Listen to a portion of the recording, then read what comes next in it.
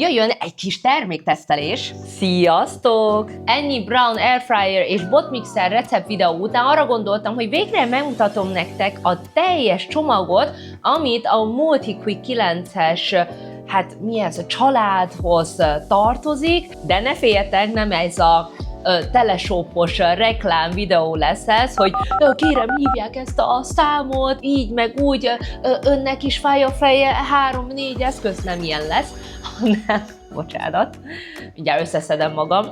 Inkább azokat a funkciókat mutatom meg, amiket én nagyon szeretek használni, persze bemutatok néhány olyat is, amit ritkábban használok, és ha esetleg te is éppen konyhai eszközváltáson vagy bővítésen gondolkodnál, akkor természetesen meg tudjátok látogatni a honlapot, ahol is ezt a MultiQuick 9-et meg tudjátok vásárolni, illetve a Mennyi 20-as kuponkódot ne felejtsétek el, ugyanis 20%-os kedvezményt kaptok rá, és nem csak erre a gépre, hanem a teljes Braun háztartási gép bármelyikére megkapjátok a 20%-os kedvezményt. De kezdésképpen megmutatnám nektek mindennek az agyát, a főszereplőt, ami ez a botmixer gép, mennyire profi vagyok, nem? De hogy ez szerintem, ha Braun géped van, vagy egyéb márkád van, ez nem lehet annyira ismeretlen.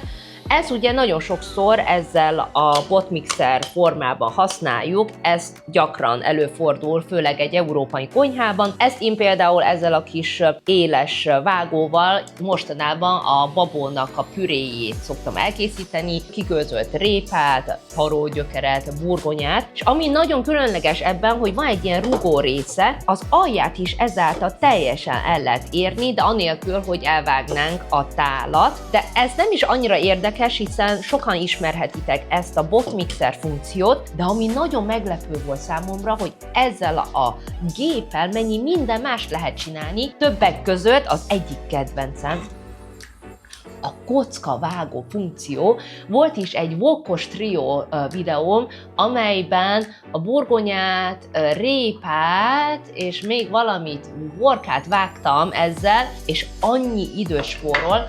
Ezt meg is mutatom nektek, a fő tartály, ugye van egy kisebb tartálya, ez a fő nagyobb tartály, ezt kipattintjuk, kivesszük ezt a blédet, ugye ezzel daráltam batyúhoz húst, a óriási batyúcs kihívás, ide rakom a videókat, ezzel kevertem össze és daráltam össze a zöldségeket és a húsokat, de a kockavágáshoz szükségünk lesz erre a tetejére, rárakjuk a vágó részt, csak belerakjuk ebbe, és a kockavágó, amivel az elején nagyon szenvedtem, hogy hogyan kell összeszerelni, de van ez egy ilyen kis háromszög, és nekem az működött, hogy ez a háromszöges rész, megtalálom itt a pattintó kis részt, és sokkal egyszerűen csak fölrakom, és készen is vagyunk. És akkor ezt ugye ide bele pattintjuk, és kezdődhet is a vágás. Pucoltam korábban egy cukkinit, és csak levágom a tetejét. Ugye kockavágás nem így szoktunk csinálni, először felszeleteljük, fölcsíkozzuk, és vágjuk. Most tényleg telesopos, de tényleg ez a funkció annyira tetszik, hogy muszáj megmutatnom nektek. És akkor ezt belerakjuk. Persze a zöldségtől függően, hogyha nagyon nagy a zöldség, akkor érdemes ketté vágni. Mondjuk itt az alja még jó, de a teteje már kicsit nagyobb. Szóval megmutatom nektek ezeket a valós életi szituációkat is, hogy tényleg a nyílás limitált méretű, ezért vannak nagyobb zöldségek, ami tényleg kell, szóval nem teljesen kés és vágódeszka mentes az egész, viszont nagyon-nagyon sok időt spórolok vele. Ezt berakom, főleg ugye én nem vagyok szakképzett szakács, szóval nekem a kockáknak a mérete azért néha változó méretűek szoktak lenni. Na, nem gyarapítom a szót, nyomóval, nem a kezünkkel, lenyomjuk, biztonsági kapcsolót lenyomjuk, és beállítjuk, hát most szerintem legyen a legnagyobb fokozaton, és figyeljétek! Ennyi volt a kockavágás, de tényleg vágás nélkül mutatom nektek, jó? Ezt a kettőt is még bedobjuk.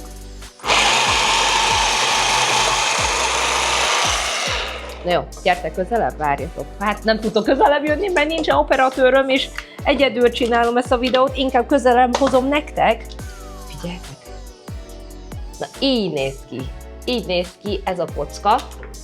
kezembe, hát ha jobban látszik, remélem, hogy ráfókuszál a kamera, de hogy ennyi volt a kockavágás. Nekem ez az egyik kedvenc funkció. Beledobom ide.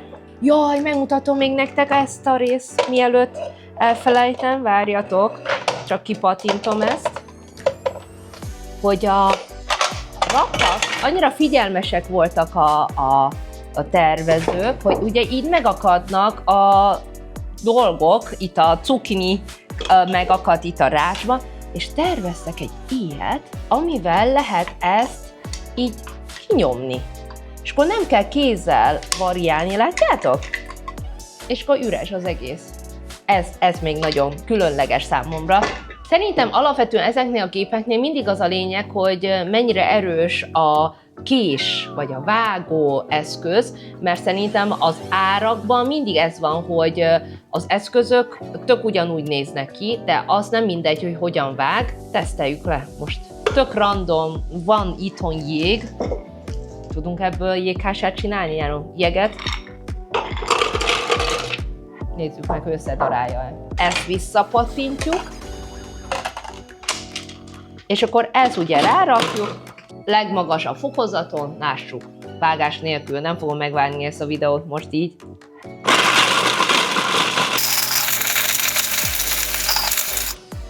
Na, az első megfigyelés, hogy a penge nem tört bele.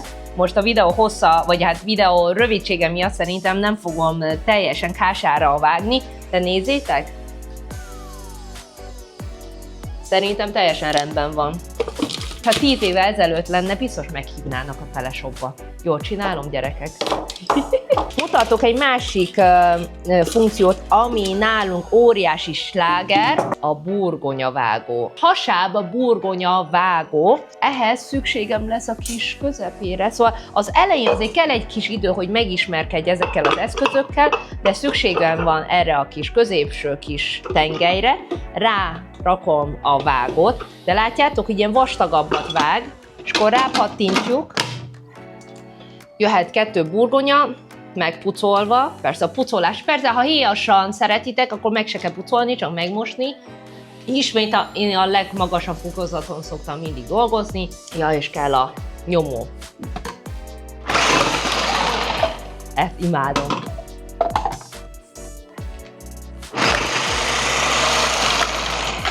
És készen van a hasábburgonya, ami nagyon jó, hogy ezt levágta, figyeljetek, és bedobom az airfryerben 15 percre, lefújom olajjal, nagyon kevés zsíradékom, nagyon, megmutatom így.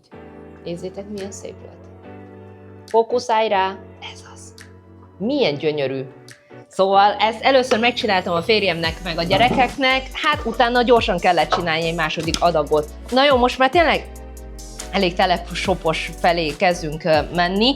Inkább csak elmondom még ezeket a funkciókat, van egy kisebb daráló, meg keverő hozzá, ezzel szoktam én szószt keverni, illetve persze vannak konkrét receptjeim, ha most látod ezt a videót először, akkor keresd rá a short videóimra, mert nagyon sok airfryer és botmixeres videót mutatok be nektek. Alapvetően meg tudnád ezeket csinálni kézzel, késsel, vágódeszkával? Abszolút, viszont hogyha időt szeretnél spórolni, főleg 3 gyerek mellett, akkor kincsek ezek a kis eszközök, illetve egyet akartam még nektek megmutatni, a sajtreszelés. Sajtreszelők fantasztikusak, nem kell kézzel folyamatosan sajt reszelni, itt kell ezt a blade-et kicserélni. Ugye ez a szeletvágó, és erre kell ugyanezt formát belerakni. Ennek kell egy középső tengelye, ezt berakjuk, és rá is pattintjuk. Hát, a krumplit azért kiszedem belőlem. Szóval berakom, ezt rápattintom, sajt, egy jó kis trappista sajt, és hol van a nyomom? Itt van.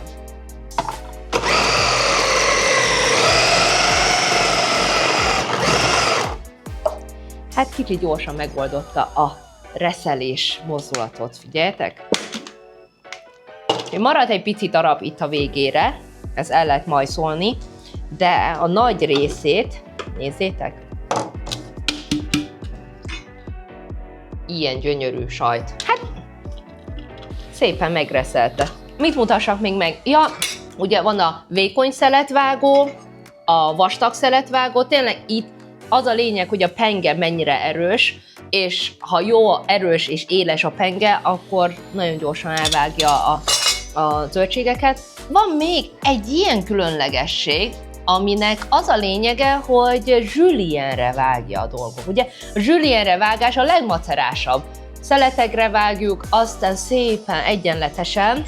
Ehhez fel fogok használni még egy burgonyát, megint kell a tengely nekünk, illetve kell nekünk ezt kipattintjuk, ezt a vágót, ez az.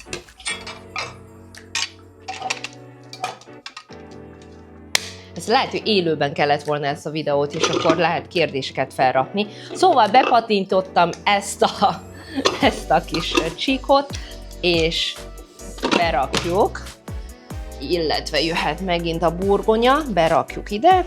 Amikor egy picit szoros, azzal már nem foglalkozom, mert amikor elkezdődik a penge, akkor úgyis elvágja, meg lefelé tudom nyomni, csak hogyha nagyon nagy a zöldség, akkor szoktam ketté vágni.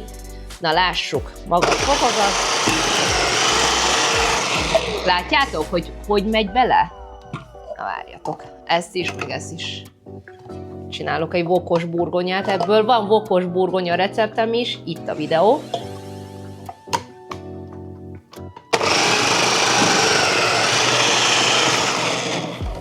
Jó. Ez pedig majd én is beáztatom, látjátok, hogy pici maradt a végére, de hát most ennyi maradék, ennyi maradék belefér szerintem egy ilyen 3-4-5 burgonyavágásnál. Na, gyere ki. És mutatom a végeredményt, hogy milyen julienne-eket vágott. Szóval ezt szoktam vízbe kicsit beáztatni, hogy a keményítő egy picit kioldódjon, és jöhet a vokos burgonya. Emellett persze van még tésztakeverő, ezzel lehet például liszt, víz és egy kis sóval lehet gyógyzatésztát keverni, vagy bármilyen tésztát, amilyet csak szeretnétek, és ugye kisebbhez pedig a gyorsabb, ilyen kisebb mennyiségű dolgokat lehet. Lehet, hogy valaki más funkciókat, más recepthez használja, de nekem ezek a funkciók, legfőképpen a kockavágó, a julienne vágó, a sajtreszelő, illetve a darálót szoktam használni, illetve ugye a botmixert napi szinten. Mit hagytam még ki? Fú, szerintem mindent elmondtam, amit szerettem volna. Megmutatom még a végeredményben, hogy milyenek lettek. Nektek pedig, hogyha tetszett a videó, akkor ne felejtjétek, hogy a Mennyi 20-as kuponkóddal 20%-os kedvezményt kaphattok a teljes Braun háztartás gépek családra, illetve itt van a honlap. Sziasztok!